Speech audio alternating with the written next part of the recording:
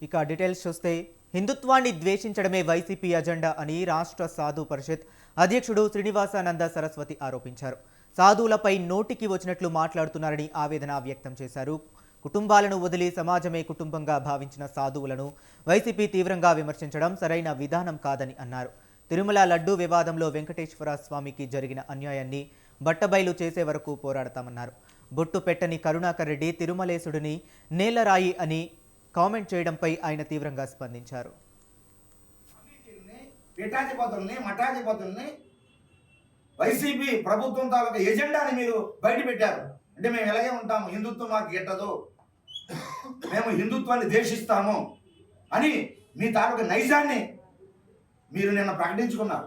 నిజంగా మీకు స్వామీజీల మీద గౌరవం ఉంటే ఇంత దిగాలు గోరుతరంగా మీరు మాట్లాడరు, ఇంత హేయంగా మీరు మాట్లాడరు, దిగజారిపోయి మీరు మాట్లాడరు. కాబట్టి ఇటువంటి చర్యల్ని ఆంధ్రప్రదేశ్ సాధు పరిషత్తు తీవ్రంగా ఖండిస్తున్నది. మీ నోటి వెంబడే మిమ్మల్ని చెప్పారు, తప్పు జరిగింది, కల్తీ జరిగింది, తప్పు జరిగిందని మీరు చెప్పారు.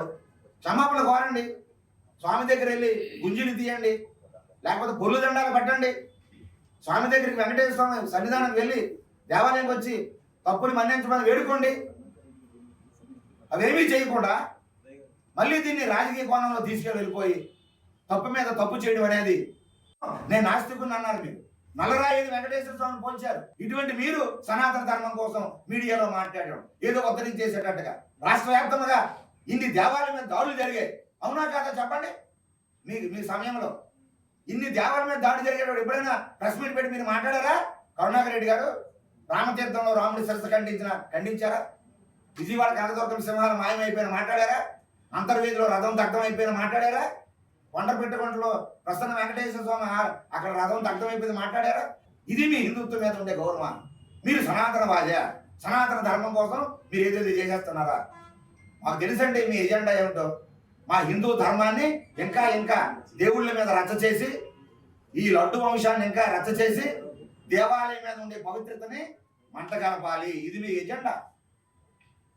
ఈ ఎజెండాలో మొత్తం అన్ని కూడా బయటకు వస్తున్నాయి. ఈరోజు ఈ లడ్డూ కల్తీలో గ్రామాల అభివృద్ధి లక్ష్యంగా కూటమి ప్రభుత్వం పనిచేస్తుందని మార్కాపురం జిల్లా ఎర్రగొండపాలెం టీడీపీ ఇన్ఛార్జ్ గూడూరు ఎరిక్షన్ బాబు అన్నారు. దోర్నాల మండలం నల్లకుండ్లలో 2 కోట్లతో నిర్మించనున్న తార్ రోడ్డు పనులకు ఆయన శంకుస్థాపన. గ్రామం నుండి కర్నూలు గుంటూరు రహదారి వరకు ఈ రోడ్లు నిర్మించనున్నట్లు ఆయన తెలిపారు.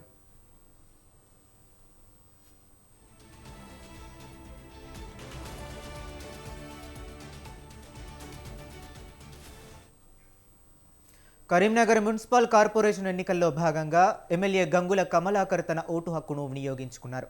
52వ డివిజన్ పరిధిలోని పోలింగ్ కేంద్రానికి కుటుంబ సభ్యులతో కలిసి వచ్చి సామాన్యుడిలా క్యూ లైన్లో వేచి ఉండి ఓటు వేశారు. నా జీవితంలో చూస్తే బహుశా రాబోయే కాలంలో ఎన్నికలకు రాజకీయాలు రావాలంటేనే భయమేసే విధంగా ఈరోజు కరీంనగర్ పాలిటిక్స్ జరిగింది. ఎంత విచ్చలవిడిగా డబ్బులు ఎంత విచ్చలవిడితనంగా డబ్బులు స్పెండ్ చేస్తున్నారు. ఓటుకు ఎంత ఇస్తాను, అసలు ఓటుకు ఇంత ధర అనేది లేకుండా ఉన్న డివిజన్లు ఉన్నాయా? ఒక్కొక్క పేపర్ యాడ్ చూస్తే భయం అవుతుంది. అంటే రాజకీయాలలో మేము ధనం సంపాదిస్తాము, అక్రమధనం సంపాదిస్తాము, ధనాన్ని రాజకీయాలకు తెచ్చిస్తాము, మేము ఏం అభివృద్ధి చెయ్యము, అభివృద్ధి చెయ్యలేదు, మేము మళ్ళీ అభివృద్ధి కూడా చెయ్యము, కానీ ధనాన్ని విచ్చలవిడిగా ఖర్చు పెడతాము. ఎన్నికలు అనేది చాలా భయాందోళన గురి చేస్తున్నది. ఇదేదో రాజకీయంగా మాట్లాడతలేడు. కరీంనగర్ నగరంలో కూడా జోగులాంబ గద్వాల్ జిల్లాలో 4 మున్సిపాలిటీ కేంద్రాలలో 77వ వార్డులకు గాను 189 పోలింగ్ కేంద్రాలలో పోలింగ్ ప్రశాంతంగా కొనసాగింది. ఓటర్లు తమ ఓటు హక్కును స్వేచ్ఛగా వినియోగించుకున్నారు. ఎలాంటి అవాంఛనీయ సంఘటనలు జరగకుండా పోలీసులు కట్టుదిట్టమైన భద్రతా చర్యలు చేపట్టినట్లు ఎస్పీ శ్రీనివాసరావు తెలిపారు. 375 మంది పోలీస్ సిబ్బందితో రక్షణ బందోబస్తు నిర్వహించినట్లు ఆయన తెలిపారు.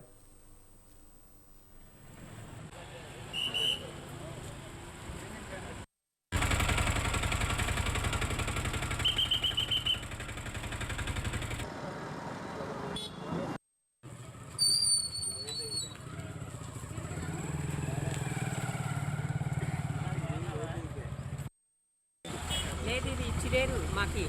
మీరు ఆధార్ కార్డు చూపిస్తే రాజన్న సిరిసిల్ల జిల్లా సిరిసిల్ల పట్టణంలో మున్సిపల్ ఎన్నికల పోలింగ్ ప్రశాంతంగా ముగిసింది. ఉదయం 7 గంటలకు ప్రారంభమైన పోలింగ్ సాయంత్రం 5 గంటల వరకు పూర్తయింది. నిర్ణీత గడువు లోపలే ప్రజలు తమ ఓటు హక్కును వినియోగించుకున్నారు.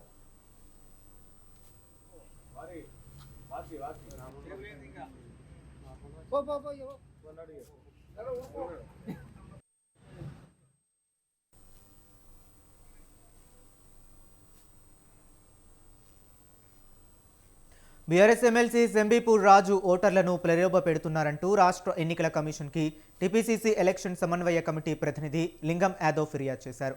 సెంబీపూర్ రాజు ఓటర్లను తన ఇంటికి పిలిపించుకుని ఓటర్లకు డబ్బులు పంచిపెడుతున్నారని ఆరోపించారు. ఎమ్మెల్సీ సెంబీపూర్ రాజుపై చర్యలు తీసుకోవాలని ఫిర్యాదు చేసినట్లు లింగం యాదవ్ తెలిపారు.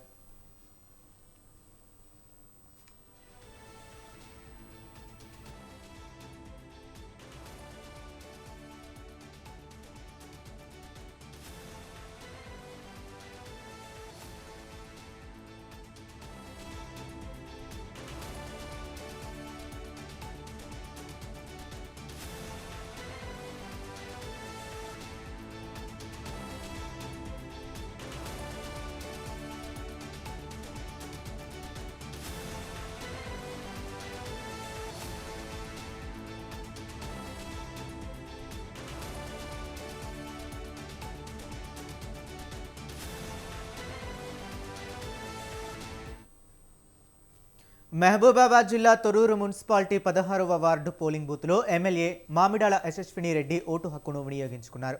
క్యూ లైన్లో నిలబడి తమ ఓటు హక్కును వినియోగించుకున్న ఆయన మున్సిపాలిటీ ప్రజలంతా ఓటు హక్కు వినియోగించుకోవాలని కోరారు. ప్రజాస్వామ్యంలో ఓటు అనేది ఎంతో విలువైనది. ఓటు వేయటం మన హక్కు అని గుర్తు చేశారు. ఓటు అనేది మన భవిష్యత్తులో మన పిల్లలకైనా మనకైనా ఏదైనా అభివృద్ధి జరగాలంటే కరెక్ట్ వాళ్ళని చేసుకోవడంలో ఉంటుంది. అందరూ కూడా ఒక్కటే, అందరి ప్రజలందరినీ, తొర్రూరు మున్సిపాలిటీ ప్రజలందరినీ కోరుకునేది ఏంటంటే ఎంతో విలువైన మీ ఓటుని వినియోగించుకోండి, ఓటు హక్కును వినియోగించుకోండి. మరి చాలామంది కొంత వస్తూ ఉన్నారు, ఇంకెవరైనా రాని వాళ్ళు ఉన్నా కానీ ఇంకా సమయం ఉంది. అందరూ కూడా ఓటు హక్కును వినియోగించుకోవాల్సిందే కోరుకుంటున్నాను. నేను కూడా ఇక్కడ 16వ వార్డులో నా ఓటు ఉంది. ఇప్పుడే ఓట్ చేసి వచ్చిన. Vote for future. ఓటు అనేది మన భవిష్యత్తులో మన పిల్లలకైనా మనకైనా ఏదైనా అభివృద్ధి జరగాలంటే కరెక్ట్ వాళ్ళని చేసుకోవడంలో ఉంటుంది. అందరూ కూడా ఒక్కటే, అందరి ప్రజలందరినీ, తొర్రూరు మున్సిపాలిటీ విద్యార్థులకు ఈ నెల 14న వ్యాసరచన పోటీలు నిర్వహిస్తున్నట్లు గ్రంథాలయ సంస్థ మాజీ చైర్మన్ బీఆర్ఎస్ నేత గడ్డం శ్రీనివాస్ యాదవ్ తెలిపారు. తెలంగాణ తొలి సీఎం కేసీఆర్ జన్మదిన వేడుకల సందర్భంగా ఈ పోటీలు ఉంటాయన్నారు. తెలంగాణ జాతిపిత కేసీఆర్ అనే అంశంపై పోటీలు నిర్వహిస్తున్నట్లు ఆయన చెప్పారు. ఈ మేరకు నిజాం కాలేజీలో వాల్ పోస్టర్ను ఆవిష్కరించారు. ఫిబ్రవరి 17వ తారీఖు జాతిపిత కేసీఆర్ గారి జన్మదినం జరుపుకుంటా ఉన్నాం. బీఆర్ఎస్ పార్టీ తరఫు నుంచి గొప్పగా. అయితే ఆ సందర్భంలో ఆ జన్మదినాన్ని పురస్కరించుకొని మరి గోషమ్మ నియోజకవర్గంతో పాటు నగరంలో ఉన్న 10th క్లాస్ వాళ్ళు కానివ్వండి, ఇంటర్ కానీ, డిగ్రీ కానీ విద్యార్థులకు వ్యాసరచన పోటీ. ఈ వ్యాసరచన పోటీ అంశం ఏంటి అని అంటే తెలంగాణ జాతిపిత కేసీఆర్ పై ఆ అంశంపై విద్యార్థుల్లో వ్యాసరచన పోటీలను నిర్వహిస్తూ ఉన్నాం. అయితే ఇక్కడ ఇవాళ నిజాం కాలేజీకి రావడం జరిగింది. ఈ నిజాం కాలేజ్ అయితే ఇవాళ ఈ అంశం తీసుకోవడానికి ముఖ్య ఉద్దేశం ఏంటి అని అంటే ఇవాళ ప్రజలలో, అంటే తెలంగాణ ప్రజలలో, విద్యార్థులలో, యువకులలో, మేధావులలో, విద్యావంతులైనటువంటి మేధావులలో వాళ్లకు ఉన్న ఆలోచనలు, అంటే జాతిపిత కేసీఆర్ గారిపై వారి అభిప్రాయం ఇవాళ ఏంటి అని అంటే జాతిపిత కేసీఆర్ అనగానే రేవంత్ రెడ్డి ఉలిక్కి పడుతున్నాడు. అట్లెట్లయితాడు జాతిపిత అని అంటే రేవంత్ రెడ్డి ఇగో ప్రతి కళాశాలల నుంచి ఒక పోటీని నిర్వహిస్తూ ఉన్నాం. వారి అభిప్రాయాలు మీ సీఎం ఆఫీస్కు పంపమంటే కూడా పంపుతాం. అది మీరే చదువుకోండి, పిల్లలు ఏం రాస్తారో చూడండి. మేమైతే పబ్లిక్ డొమైన్లో పెట్టినాం. జాతిపిత కేసీఆర్ పై మీ అభిప్రాయం. జాతిపిత అన్న అంశాన్ని తీసుకోవడం అనేది ఇవాళ మాకు ఇప్పుడున్న రాజకీయ పరిస్థితుల్లో ఇంకా గొప్పగా, అంటే ప్రజలలో ఉన్నటువంటి మేడ్చల్ మల్కాజ్గిరి జిల్లా ఎల్లంపేట మున్సిపాలిటీలో తీవ్ర ఉద్రిక్తత చోటు చేసుకుంది. రావల్కోల్లో పోలీసులు లాఠీ చార్జ్ చేశారని ఓటర్లు ఆందోళన చేపట్టారు. కాంగ్రెస్, ఇండిపెండెంట్ అభ్యర్థుల మధ్య నెలకొన్న వాగ్వాదం చివరికి ఘర్షణకు దారితీసిందని ఓటర్లు ఆందోళన వ్యక్తం చేశారు. తమపై పోలీసులు లాఠీ చార్జ్ చేయటం ఏమిటని ఓటర్లు ప్రశ్నించారు.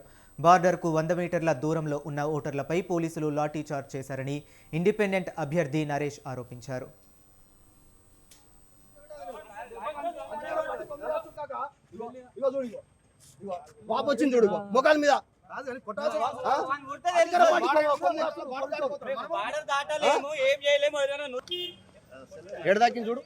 కావాలని పోలీసు వాళ్ళు అధికార పార్టీకి కొమ్ము కాసే ప్రయత్నం చేస్తున్నారు. ఎప్పుడైనా సరే ఎలక్షన్ ఉన్నప్పుడు బార్డర్ బయట ఏదైతే ఉందో ఆ బార్డర్ బయట పొలిటికల్ పార్టీలు నిలబడి వచ్చేటప్పుడు చెప్పుకుంటారు. జనరల్గా ప్రతి సంవత్సరం అదే జరుగుతుంది. కానీ ఈ సంవత్సరం కావాలని అధికార పార్టీ నాయకులు కావాలని పోలీసు వాళ్ళని ఉసుగొల్పి లాఠీ చార్జ్ చెప్పిన దుర్మార్గము. ఇప్పుడు రావుకోవాలి ఎప్పుడు ఇంత పెద్ద చరిత్రలో ఎప్పుడు లాఠీ చార్జ్ జరగలేదు. ఇది ఫస్ట్ టైం లాఠీ చార్జ్ జరగడం అనేటువంటిది. ఇది మరి దుర్మార్గం. కావాలని అధికార పార్టీ దీన్ని పోలీసులను ఉపయోగించుకొని రిగ్గింగ్ చేయాలని. కాకినాడ జిల్లా పిఠాపురం మరో 2 అనాథ చిన్నారులకు డిప్యూటీ సీఎం పవన్ కళ్యాణ్ ఆదుకుంటున్నారు. ఇటీవల తల్లిదండ్రులను కోల్పోయిన చిన్నారులకు ఆయన జీతం నుంచి ప్రతి నెల 5,000 చొప్పున ఆర్థిక సాయం అందించనున్నట్లు ఆయన తెలిపారు. మరోవైపు పేదవారికి ఇల్లు మంజూరుకు అధికారులను ఆదేశించారు. పిల్లల చదువుల బాధ్యత జిల్లా కలెక్టర్కు అప్పగించారు.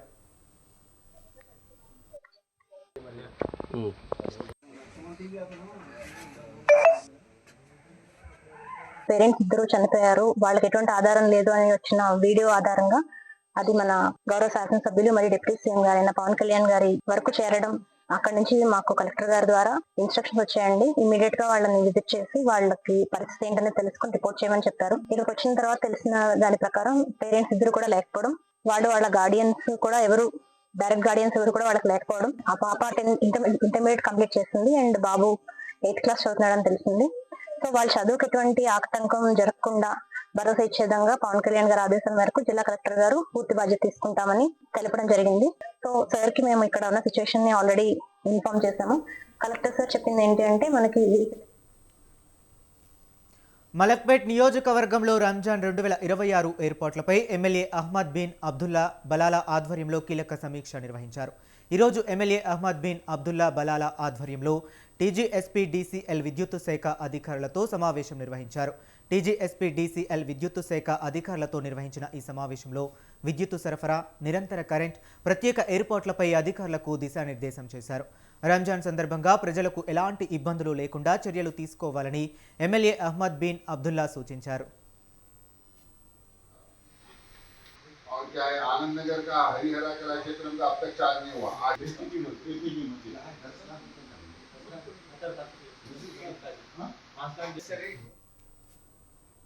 పల్నాడు జిల్లా మాచర్ల నియోజకవర్గం సాగర్ ఏపీఆర్జేసీలో విద్యార్థుల గ్యాంగ్ వార్ భీకరంగా జరిగింది. సినీ ఫక్కీలో రాళ్ల దాడులు చేసుకున్నారు. దాడుల్లో 4గురికి తీవ్ర గాయాలవ్వడంతో ఆసుపత్రికి తరలించారు.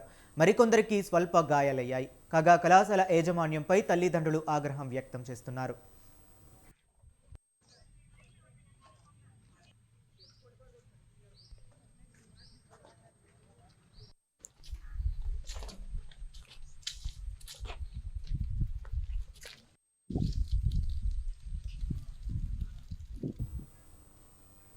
ప్రజల ప్రాణాలతో వ్యాపారం చేసే మెడికల్ మాఫియాను అరికట్టాలని ఈ నెల 14న రాష్ట్ర వ్యాప్తంగా సిపిఐ ఆందోళన చేపట్టనున్నట్లు సిపిఐ రాష్ట్ర సమితి సభ్యుడు మరిపిల్ల పైడిరాజు, జిల్లా కార్యదర్శి ఎస్కే రెహమాన్ తెలిపారు. జీవీఎంసీ గాంధీ విగ్రహం వద్ద గోడ పత్రిక ఆవిష్కరణ కార్యక్రమంలో పాల్గొన్నారు. రాష్ట్ర వ్యాప్తంగా రాష్ట్ర ప్రభుత్వం ప్రైవేటు యాజమాన్యాలతో కుమ్మక్కై పేదలకు సరైన వైద్య సదుపాయం అందించడం లేదని ఆగ్రహం వ్యక్తం చేశారు. విశాఖపట్నం ఆసుపత్రులలో జరుగుతున్న అవినీతిని అరికట్టడానికి రాష్ట్ర వ్యాప్తంగా చేపడుతున్న ఆందోళనకు ప్రజలు కలిసి రావాలని పిలుపునిచ్చారు. మెడికల్ మాఫియా అనేది రాష్ట్రంలో విలయతాండం చేస్తుంది. మరి దానికి సంబంధించి ఈ నెల 14వ తారీఖున రాష్ట్ర వ్యాప్తంగా సిపిఐ ఆధ్వర్యాన నిరసన కార్యక్రమాలు జరుగుతున్నాయి. అందులో భాగంగా ఈరోజు జీవీఎంసీ గాంధీ పార్క్ దగ్గర ఈ పోస్టర్లు రిలీజ్ చేయడం కూడా జరిగింది. ఈరోజు పెద్ద బడా కార్పొరేట్ హాస్పిటల్ ఏవైతే ఉన్నాయో ఈరోజు ప్రజల దగ్గర నిలువు దోపిడీ అనేవి చేస్తున్నాయి. మరి ఈసీసీ కార్ నుంచి ఏ టెస్టులకు వెళ్ళినా కూడా వేలాది రూపాయలు ఈరోజు వెచ్చేసించే పరిస్థితి అనేది ఉంది.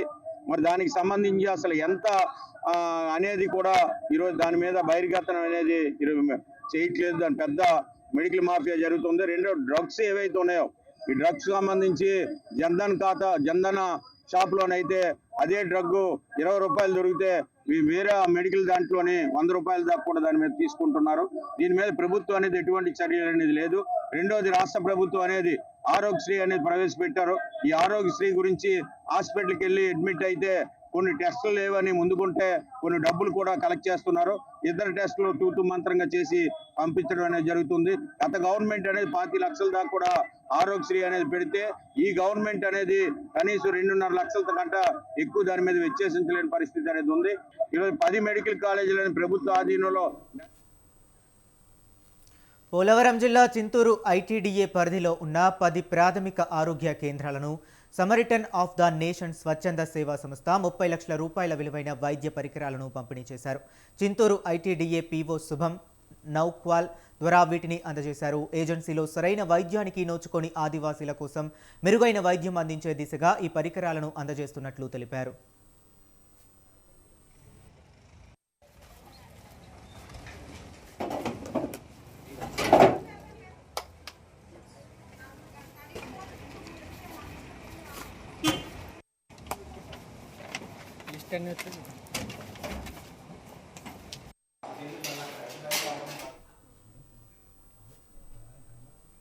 విశాఖ పాడేరు ఏజెన్సీ ప్రాంతానికి చెందిన గిరిజన యువత సాధికారత కోసం 198 బెటాలియన్ సిఆర్పీఎఫ్ ప్రత్యేక చొరవ తీసుకుంది. సిఆర్పీఎఫ్ 198 బెటాలియన్కు సంబంధించి క్యాంపు కార్యాలయంలో గిరిజన యువతకు ఉపాధి కల్పన నియామక పత్రాలను సెకండ్ అడిషన్ కమాండెంట్ పాముల కిషోర్ అందజేశారు. ఏజెన్సీ ప్రాంతంలోని 45 మంది యువతను ఎంపిక చేసి వారికి గత 2 నెలలుగా ప్రత్యేక నైపుణ్య శిక్షణను ఇచ్చారు. ఈ ముగింపు కార్యక్రమంలో సీనియర్ మెడికల్ అధికారి Rose Maria, CRPF CI Dinesh Kumar Singh, skill development director I Srinivasarao తదితరులు పాల్గొన్నారు. 45 మంది most neglected zones of tribal area, ఆ ట్రైబల్ ఏరియాస్ నుంచి మనకి ఎంపిక చేసి ఇచ్చారు. వాళ్ళకి ఆఫీస్ అసిస్టెంట్ దీని మీద మనం ఉద్యోగాలు కల్పన చేయాలనే ఉద్దేశంతో వీళ్ళకి 60 రోజులు శిక్షణా కార్యక్రమం చేశాము. వీళ్ళకి 60 రోజుల శిక్షణా కార్యక్రమంలో ఐటీ స్కిల్స్, డొమైన్ స్కిల్స్, అలానే సాఫ్ట్ స్కిల్స్, తర్వాత ఇంటర్వ్యూ స్కిల్స్ మెయిన్లీ ఫోకస్ చేసి వాళ్ళకి ఇంటర్వ్యూస్ ఏర్పాటు చేయడం జరిగింది. ఇందులో 45 మందికి మనం ఏంటంటే ఉద్యోగాలు ఇచ్చాము. అందులో 38 people are going to join immediately and remaining కూడా వస్తారు. ఒకవేళ వాళ్ళకి నచ్చకపోతే 2వ ఉద్యోగం, 3వ ఉద్యోగం కూడా ఇవ్వడానికి మేము రెడీగా ఉన్నాం. ఎందుకంటే ఉద్యోగాలు అన్నీ ఉన్నాయి. Actually there is a huge demand in the industry, but demand ఏంటంటే మీట్ చేయడానికి పీపుల్ లేరు. బట్ ఏంటంటే ఇందులో ముఖ్యంగా ఈ